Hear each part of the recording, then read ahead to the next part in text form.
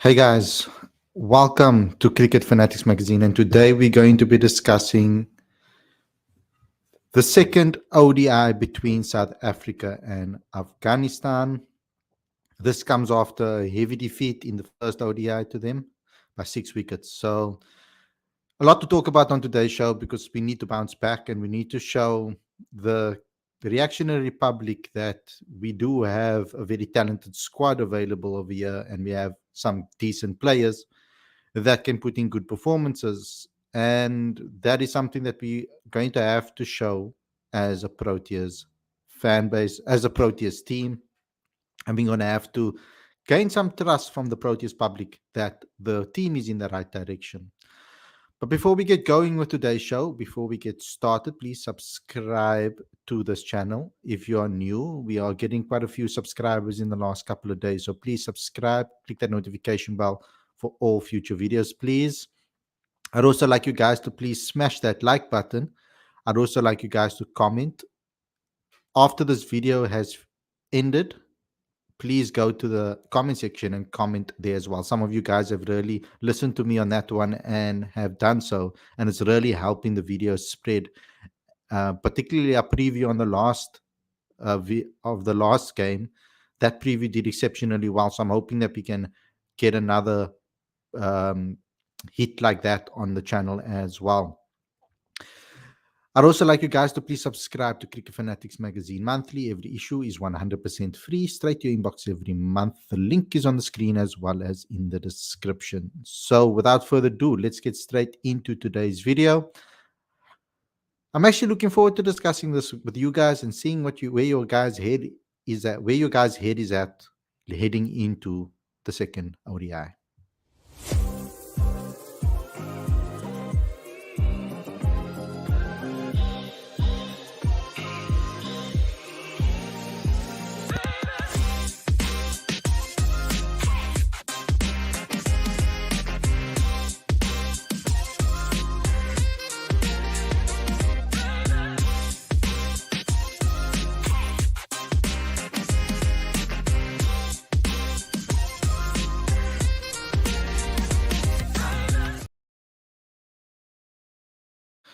Good evening, everybody, and welcome to Cricket Fanatics Magazine. This is your preview show. I'm your host, Khalid, and this is the show where we talk about everything that has to do with the second ODI between Afghanistan and South Africa.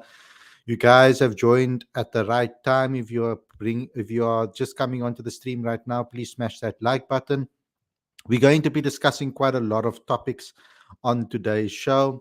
And it's probably going to start with the selections. As you can see in the title and on the thumbnail, I said senior players must step up. We have to expect more from our senior players. They are the ones that are supposed to hold this team together when there are newer guys in the side.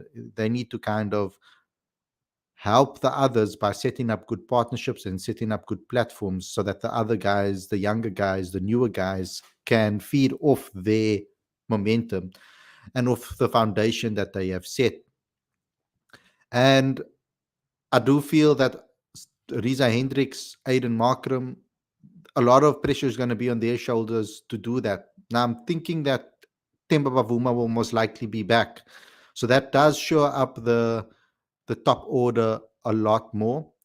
And that will obviously give us an indication of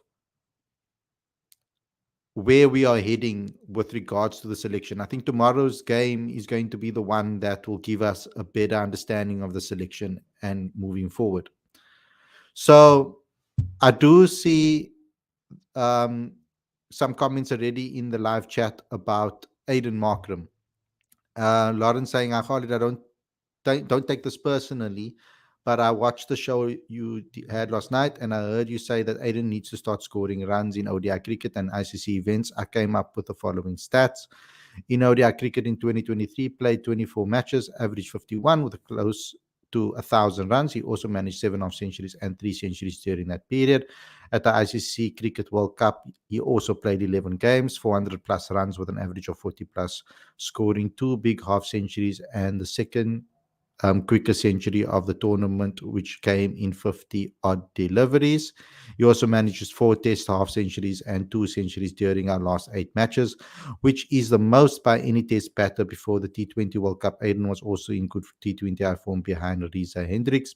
So as you can see, all those stats, Aiden has been our most consistent and statistically been our best all format batter. That is true. He has been our best all format batter. He should 100% be criticized for his current form, which is what I criticized him on, and it's been poor. But I see many people being disingenuous by asking questions like, when has he ever been consistent or performed in white ball cricket? Now, I wouldn't take it that far. Um, but when I'm thinking about Aiden Markram, I'm talking about current form. And yes, he had a pretty decent T20 World Cup. And I have the stats over here on screen right now. And not on screen, but on my phone here that I'm going to be reading out. Yes, he scored 106, and that 106 came against Sri Lanka, a very poor Sri Lanka side as well. But it doesn't take away the fact that he scored an amazing 106 of 54 deliveries. A very good start to that tournament, and then a 56 against Australia. Then he scored 142, 60, 91. But after that, he has dipped in form. And I do feel that that is carrying over from his T20 form currently, because since this last half century, which was in October 2022, 30th of October 2022 was his last half century in T20 cricket. He then scored 20, 17, 14, 38, 35, 7, 49, 41, which you can maybe count as close to half centuries over there, form coming back again. But then 30, 25, 12, 0, 4, 15, 46, 1, 18, 23, 4, 14, 19, 20. So when I was speaking about his form in white ball cricket, I did actually, which I shouldn't have done maybe. I have to maybe isolate the formats in a better way and compartmentalize it when I speak about each player, because I had to do that with other players too. So I need to be fair with that. But when I talk about his white ball form, it's across, not only for international team, it's also for in the IPL. He dipped in the SA20 last season. He had a terrible SA20. The previous season he was good, but the last season he wasn't that great. That carried over into the IPL where he struggled, and then he struggled in T20 cricket, not necessarily getting in any half centuries in T20 cricket, and that carried over into his current form.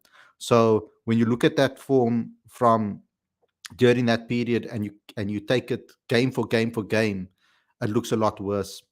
But I don't think that, me personally, I don't have a thing against Aiden Markram being selected. I don't think he should be criticized to the degree where I feel that he shouldn't be in the side. My criticism came more with regards to the captaincy. If he's going to take the captaincy over, it was answering that question that people have been asking and saying that he should take the captaincy from Temba Bavuma. And I said that he needs to then bring the runs, and he should focus on scoring runs first, and then we can start thinking about that. But his last 10 games or so for South Africa in ODI cricket hasn't been that great. It's been very bad.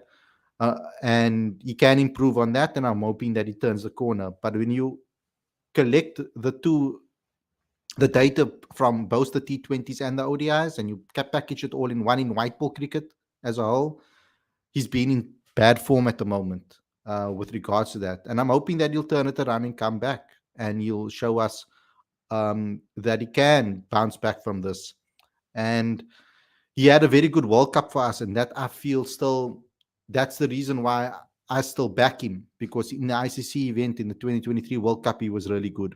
So I don't take that away from him at all. And thank you for bringing me the stats, and I'm not taking it the wrong way. This is what this community is about. I won't always be 100% right with my opinions, etc. In fact, they are just opinions. And that's what I bank on you guys to do. I bank on you guys to also come with your own opinions, and also come with stats, and come and talk to me about it, and set me right when I've said the wrong thing. I love that about this community, and I want that to continue. So please, so thanks a lot for the comment and commenting in the live chat and letting me know those things, and make helping me go and double check those stats again and have a look at these performances. So let's go back into this ODI preview. Okay, I don't think I can take another show where I'm going to be when I can. I don't think I will be able to have another show where I'm going to be giving excuses out for these players. I think that the first game that they played has now given us an indication of certain things that were lacking in that first match. They obviously lacked the knowledge um, with regards to certain bowlers from the Afghanistan's perspective. And that is something that we need to maybe think about, because we've always found ourselves in these type of situations in South Africa. And maybe I'm being a little bit harsh with regards to that when I say this is not the first time, and I'm not saying this is they're making excuses, but this is not the first time that we've said something like, oh, we are not very familiar with a bowler, and that's why we struggled to play against him. I'm talking over here about Hassanfar. I don't know how to pronounce it properly. Hassanfar, the youngster, the 18-year-old, 19-year-old. I'm talking about him specifically, right? And when we look a couple of years ago, I remember when Aiden Markram captained the side against India in South Africa. There was something specific that happened in that match too. Kuldeep Yadav and Chahal was bowling to a very, you could say to an extent, youngish Proteas side. Faf wasn't available. That's why Aiden Markram took over the captaincy. And I remember the batting coach at the time saying that they don't have much data on Chahal.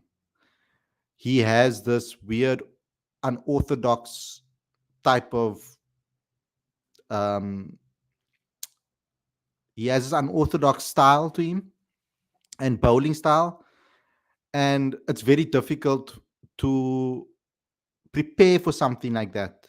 They tried to obviously use those bowling arms and stuff like that, and tried to bring the ball and release it at certain points about here, and try to replicate Chahal and Kuldeep, but there wasn't enough data, and that's why they struggled. But then on the flip side, he also said that he doesn't think that South Africa have a problem against spin. It's just that they had a problem against those spinners. Now, fast forward to now, we've got some new guys in the side. They've got a new up and coming spinner that not a lot of people know about. And they were bamboozled by him and not very aware of what he was doing. And okay, I'll give that to them. Perhaps they know now a little bit more about him, and they'll maybe be able to play against him better. But he's a youngster. He was in the World Cup. There's enough video footage around online for them to have done their research before and to see what this guy is all about. And I do think that they could have done maybe a little bit more preparation with regards to that to be prepared. But my major concern in that first game was not really the way they played the spinner. It was more how they played the left arm seamer. And for me personally, we can't still be having problems, I feel, against left arm swing. And that is something, or left arm, when the ball moves a little bit, how many times have we said that we look like beginners again every single time that happens? So we're going to face a lot better bowlers than this. I mean, you look at Afridi, and we've struggled against him in the past too. So we're going to have to find ways on how to deal with situations when we are a little bit unsure of what we're going to be getting or what we are going to be facing. So I don't think that's an excuse either. But we're going to have to play Faruqi a lot better. The way they lost those wickets as well, both Aiden and Riza, both of them, the way they lost their wickets, it was amateurish. Amateurish. Is that how I can say it? I don't know if that is even a word. But yeah, it was a little bit amateur from both of them. I do feel that maybe Riza could have left that delivery. He didn't have to play with it. And that's not the first time he's been dismissed when he's playing away from his body. Even in T20 cricket, he's done that. But I do think that with regards to Riza, I mean, heck, Riza's form in ODI cricket has not been that great. I I think that's something that he does need to improve is his game in ODI cricket. And I'm wondering what the reason is that they have. I mean, I like Riza Hendricks, great guy, um, good cricketer. But when it comes to the ODI format, it hasn't necessarily been his best format for South Africa. And I do feel that he can maybe improve that. I'll just pull up his stats quickly for you guys so that you can have a look and see what actually Riza has done when it comes to this format. Um, I don't like to do it like that. I like to do it like this. Oops. No, I didn't prepare that beforehand. It came to my head right now while I was live, guys. It's live, guys. As you get this, you get all of this amateur hour. You get that at live in HD. Oh, I'm having a weird day today. I don't know. I'm in a weird mood. So let me just pop this up on the screen quickly and make sure that I can do it for you guys. Having to be my own producer and having to prepare my own shows from scratch and then still having to make sure that I'm doing all of this correctly on screen. It's tough out here, guys. Tough. Anyway, so I'm just going to bring this up quickly for you guys. Here's his batting record. Make it a little bit better for you. Just hope you guys can see this. It's kind of quite blurry. Okay, so screen there. Cool. You can already see the dates over there as well. Okay, so let's go to the bottom of here. 2019, 2020. I mean, when do you want to take it from? Let's take it from 2020, maybe 6, 35, 11, 51, 1, 6, 7, 43, 52, 39, 28, 85, 12, 0, 52, 19, 9. That's been his form in ODI cricket. Now we're still waiting for this guy to kick on and score runs in this format. He only has 100 to his name in 35 innings, 750s, averages 28. I don't think that's anywhere good enough for South Africa, to be honest. But Coach Rob is seeing something in him, and I'm hoping that he can turn things around. But that's a problem for me from a South African standpoint, that this guy is not coming to the party at the moment. And we need to make sense of all of this. And we need to try and find a way on how to get him into form and see how he can play, how he can get his game correct. So eyes are going to be on Riza in this match. Eyes are going to be on Temba Bavuma in this match. Eyes are going to be on Aiden Markram in this match. We're going to need them to be able to perform. They now have had a taste of what Afghanistan's bowlers have to offer. And they now have a taste of what this particular ground has to offer. So there shouldn't be any excuses now going into the next game. I believe that, I mean, I've seen the reactions online already for this first match, and it's been crazy. And I bet you if we lose the second match, it will be even more the case. Um, so that's going to be an interesting one to see how we turn things around over here with regards to that. Now, with regard when I'm talking about the lineups, I think it's pretty straightforward what they will do with regards to the starting 11. I say with regards to a lot, guys. I need to change that word and improve on that. But anyway, so when it comes to the first, the squad and who they're going to probably pick for their top order, I see Tony playing, I see Temba playing, I see Riza playing, I see Aiden playing, I see Tristan playing, I see Carl playing.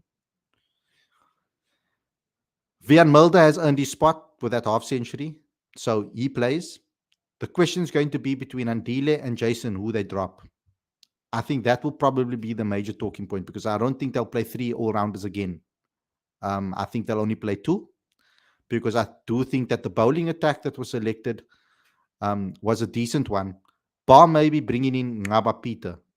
I think that also needs to be taken into consideration over there as well. And on this wicket, you don't necessarily need extreme pace.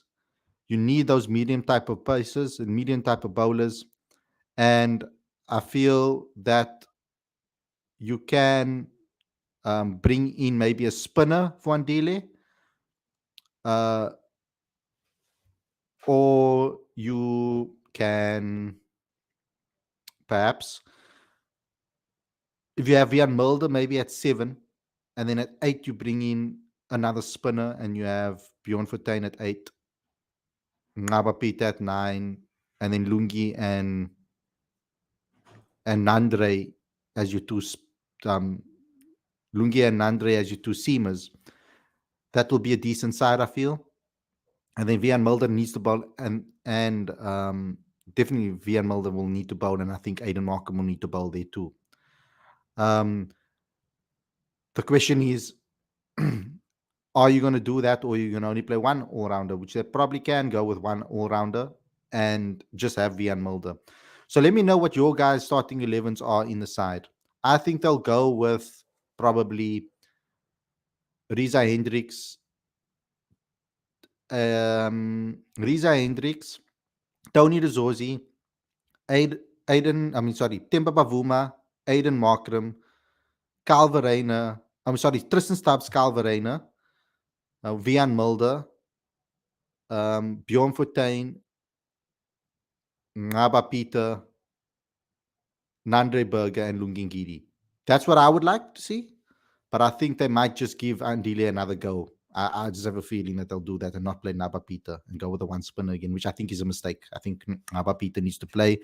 He'll also be a little bit of a unknown factor that we can throw at Afghanistan. Even though they're good against playing spin, they don't know really much about Naba Peter. So hopefully we can give them a little bit of a surprise factor. So please, guys, now's the time to let me know what your starting 11s are in the live chat, please. And also leave it in the comment section after this video has ended as well. Let me get into your comment section and have a look at what you guys have had to say. Tabo says, I'm not worried about the result. Yes, Markham needs to step up, and I don't know why Riza is still there, but Vian has been good. But can he be consistent? I hope so. They are learning. It's very good. We need to give them a platform for them to be able to learn. That's very important, of course. Sam says at 3, Markham wants to score boundary rather than just play his natural game. At 4, he looks calm and he rotates the strike. What the issue to bring him back at 4, bring Stubbs at 5? What's the problem? There is no problem. I think that's where they want to go with it. Going in when Temba Bavuma comes back. And that shouldn't be the case for Aiden Markram. He's senior enough to know that. He should approach his ODI game a little bit more like he approaches Test cricket, I feel, than how he approaches T20 cricket. That's my opinion on Aiden Markram when it comes to ODI cricket. He needs to kind of solidify himself, get himself settled, and then play his attacking game like he does in Test cricket. Because in Test cricket, he doesn't play like an old school Test cricketer. He plays quite aggressively. So I think that he can adapt the same or adopt the same type of style that he does in Test cricket. That's what I honestly think. If he says this Markram criticism is unfair, Markram scored runs last year and bowls. Temba last 10 ODIs are poor. Temba injured half the time and leaving Markram to captain C teams all over the world. And Markram has to consistently be moved around the batting guard to suit other people for the last 5 years. David Bedingham sits this out while Riza keeps getting backed with an average of 27 for 4 years. I think with Riza Hendricks, with David Bedingham, they want him to go play county cricket and get himself ready for the test series coming up. I think county will do him well with regards to that. He scores runs there like crazy, so it will be good for his form. I don't think they're quite ready yet to bring him into the ODI setup at this very moment. We might maybe see them select him against Pakistan or Sri Lanka when we play in South Africa as his first ODIs um, under his belt. Sam says yes, from start of his career, Markram not given permanent position at any position. He sets himself at 4, but now they want Stubbs to play at 4, give Stubbs at 5. Harry Brooks still plays at 5 for England. I wanted Stubbs at 5 in this match. I've said it, and I said Aiden should play bat at 4 and Temba at 3.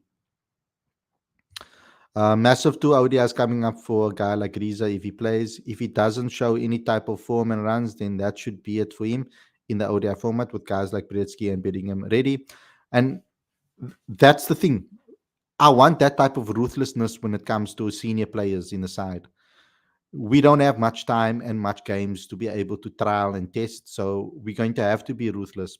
Players are going to have to show that they have the balls to be able to step up and play international cricket. And if they don't do it quickly, they're going to lose their opportunities and the next person might take their chance. So, yes, some luck is going to be involved with regards to that because you don't fully have control what form you're going to 100% be in every game. Otherwise, all players would be in form whenever they want to be in form.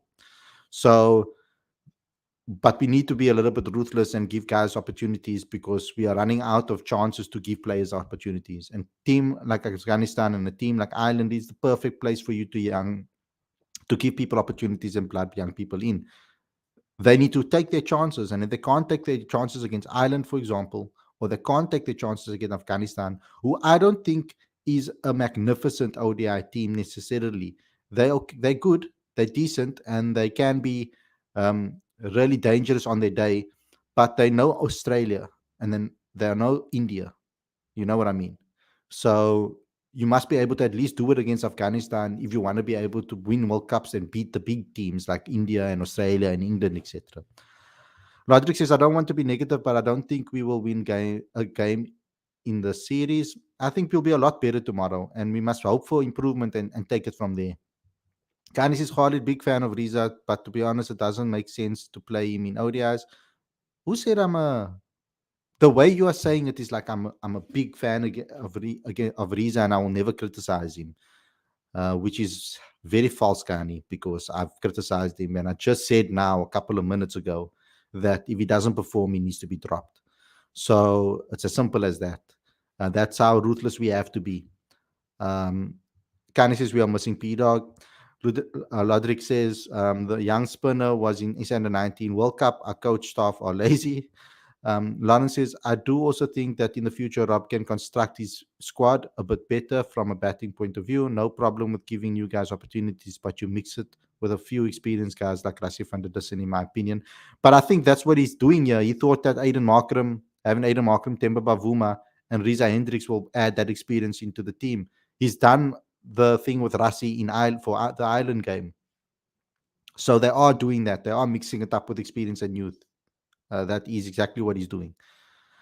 Lodrick says, do you know who is the analyst for SA? I think it's Ravish Gobind, if I'm not mistaken. The last time I checked,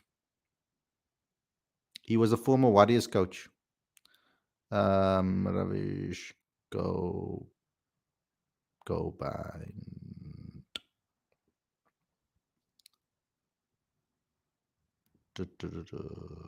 Uh,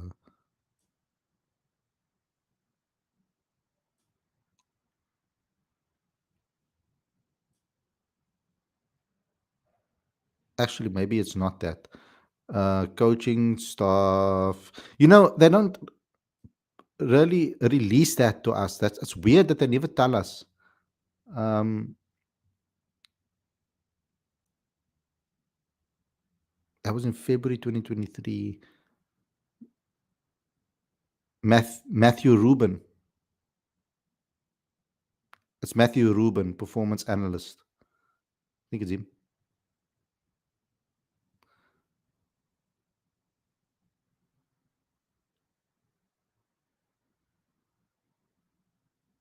Yo, guys. If you guys can maybe do a quick research on that quickly and tell me, because they don't really give us the staff, man. It irritates me sometimes, actually. Um,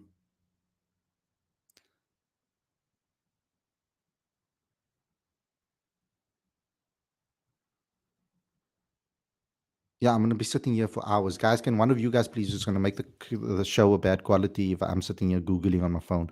What happened to Yanaman Malan? He's been performing poorly at domestic level, so he needs to up his game there, and then he'll maybe get selected again. Lawrence says, don't think it's fair on the new guys to just send them out with other inexperienced players. We need to be smarter in that way. Um, Candy says, Khalid, do you think Jason Smith will make our international 11 just only as a batter? I mean, he's stopped bowling nowadays. Well, it's simple. He needs to perform, and if he doesn't perform, he won't get selected. His batting form domestically has been good. I actually spoke to Eddie Moore today. The video is on the channel. Exclusive videos on the channel. Go listen to what he had to say about the step up between international and domestic cricket, and what it was like for him. I know that is Test cricket, but it's very similar when it comes to ODIs as well. So just go and have a look at that and what he had to say. It's sad how Yana Malana has fallen off. He's moved to Borland. I didn't like his move to Borland necessarily.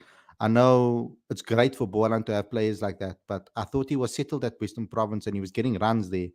I thought he could have stayed there and probably his form would have probably continued. Riza scored 100 on debut against Sri Lanka. It has been downhill after that. Sam says Pekhlquayo failed in international. Riza failed in international and got backing regularly. And Yanaman just poor in some domestic games. He out from international, but his records in ODIs is fire. Bro, he hasn't just been poor in some domestic games. He's had now 2 bad seasons in a row almost. When it comes to performances, he he has really struggled, um, and unfortunately, that is the problem at the moment. It's not a good thing. I mean, I like him, and I really hope that he can turn things around, and play a lot better than he has been. But he's really struggled to find himself, and he's been caught out a lot with regards to his technique. I mean, even for the Proteas, ever since that 121 that he scored on the 20 on the 4th of September 2021, he scored 18, 16, 6. Then he scored a 91 in Paul. Then he scored 1, 4, 26, 39, and then a half century 57, and then 0, 11, 22, 25, 15. That's the ODI cricket record. He scored a lot of runs at the beginning of his career. At the beginning, he was in incredible form. 129 not out, 23 70, then 84, then 177 not out, then 23, then 121. But then ever since that purple patch, he just went down, and then it followed him over into domestic cricket, unfortunately. And that's a real sad thing to see, because it carried over into the into the SA20 as well. So yeah, it's really sad to see, but I'm hoping that this season he can turn things around and play a lot better than he has been. Big test for Temba, has never scored outside home. It's time for Temba to step up 100%. It just hasn't worked out for him in this format. Someone else deserves a chance now. Kani says, Khalid, what's the role of Andile? He's there to bowl only 2 overs. Guys, I'm also not sold on Andile Pekhlquayo. I haven't been sold on him in a very long time, because his form has been so temperamental. It's been up and down. I mean, if you do look at his record, his last couple of games, he batted okay and he bowled okay in his last couple of games that he played in ODI cricket. But he's at the stage now where I feel he needs to be, well, that one of those players that are going to step up. We need him to be one of the world class players. I mean, he's had enough chances, he's had enough experience now to be able to really take his game to that high level that we expect from a player in Proteas colours. And that's how we should be judging him now. We can't be saying anymore that he's young, because before we used to use that a little bit, say that he was young and he's still growing and he's still learning. It's now time for him to actually step up. We play Riza, he can play one cover drive, take him out of the nets of it. So important, fill the space in and delay role. Sam says when teams like Ireland and Temba always plays, but away from home and against stronger teams, he never played and scored. Ibi says SA is good. We only need 10 players. Andile is a filler. We need a new filler because Bavuma is sick, but he's coming back, I think, tomorrow in tomorrow's game. No one, no, no one all rounder is fine. Tabo says. Sam Jason Smith is purely on batting. If sometimes also bowls will not going to out. What?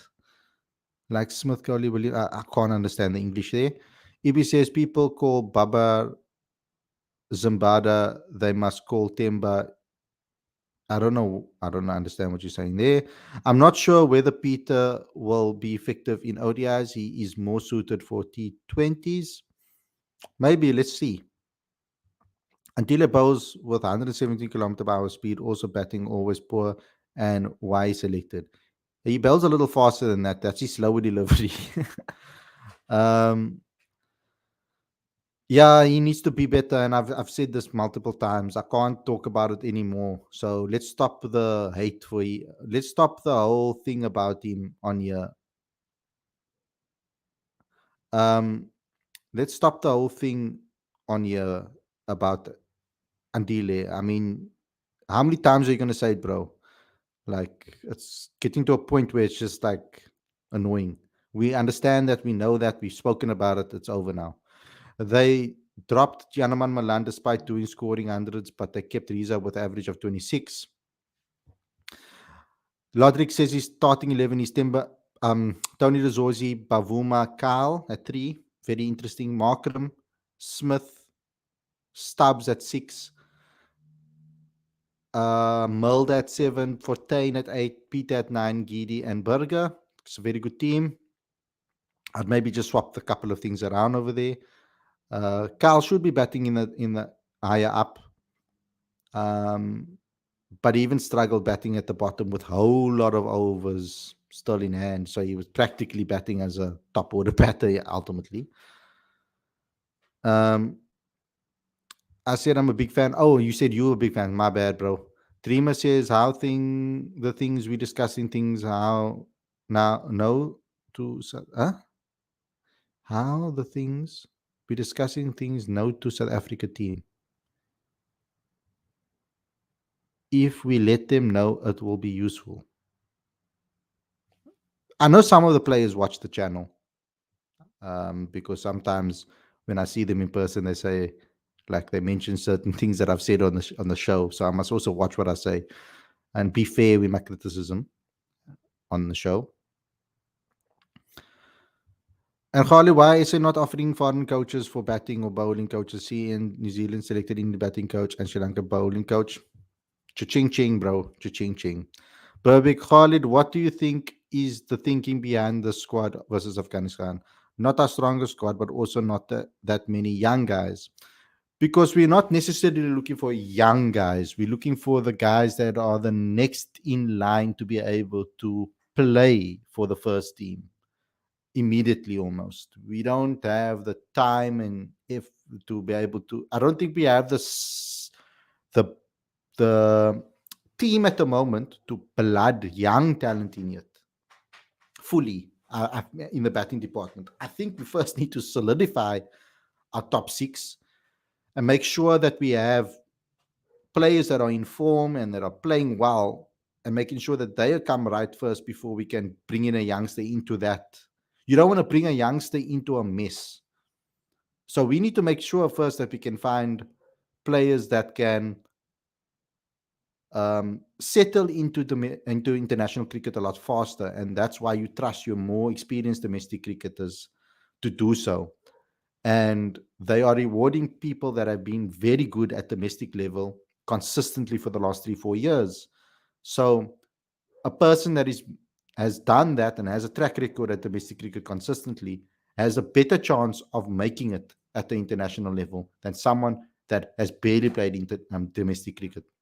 So for those younger guys like Deva Brevis and Bryce Parsons and Jordan Herman and all of those guys, I feel that they need maybe another season in domestic cricket just to get that extra experience under their belt, just to get that extra games under their belt. And then they need to also take their game to the next level. They need to be scoring major runs, topping the lists of the run scoring charts if they want to be selected for the Proteas. That's as simple as that. AB de Villiers was doing that. So many other batters were doing that when they were younger in the game. How do we think Fortuin compares to Kesh? Is Kesh successful successor in the future? Kesh is better than Bjorn at the moment. Bjorn doesn't turn the ball as much as Kesh, though. They're completely two different bowlers, I feel, in the way they apply their trade. Happy for Vian. His bowling also looking good. Khalid, tough Khalid, though, behind Jason Smith's selection, does he bowl these days? Thoughts behind, sorry. I didn't see your correction there at the bottom. Thoughts about behind Jason's selection. They picked him as a batting all-rounder. He doesn't bowl as much for the Dolphins because they utilize all their spinners. So he sometimes bowls here and there, a couple of overs here and there. But he needs to come right with the bat first, and then he can give a couple of overs with the ball. Blood says, were you disappointed watching us lose, or are you used to it? I was disappointed. Every single time I'm hoping to be a little bit more positive and a little bit more, a little bit more positive than they disappoint me. But I can also understand the scenario and the circumstances. So I wasn't as upset as maybe a lot of other people were because I know what the plan is, and there are still 2 games left. If we lose the series, I'll be a lot more disappointed, I think, than I was. It was a very disappointing and very terrible batting performance, and I'm hoping that now that they've played there on that ground and they have a little bit more familiarity with what they're facing, that they'll play a lot better. But guys, thanks a lot for tuning in. Thanks for all the live chats. I hope you guys enjoyed the episode. Please subscribe to the channel, click that notification bell for all future videos. Also, help me get to 1,000 subscribers on my new channel, guys. If you guys like music and you like movies and you like TV series, I'll be giving my recommendations. I'll be reviewing certain music albums and songs, and I'll be reviewing movies and TV series as well. So please go ahead. I'm going to put the live link. I'm going to put the link now in the chat for you guys to go over and subscribe. I'll talk about Man United. So if you're a Man United fan as well, then that channel will be for you too. I give my thoughts on that as well. So please go ahead over to that channel as well and go and subscribe. Pasting the link now. I'm trying to build that channel up so that I can go live on that channel too. Smash the like button, please. Comment and share and do all of those things too, guys. Thanks a lot for tuning in. Hope you guys enjoyed this episode, and I'll see you again tomorrow with another review show. Let's hope that South Africa can win. Stay safe. Enjoy the rest of your evening. Peace out, everyone.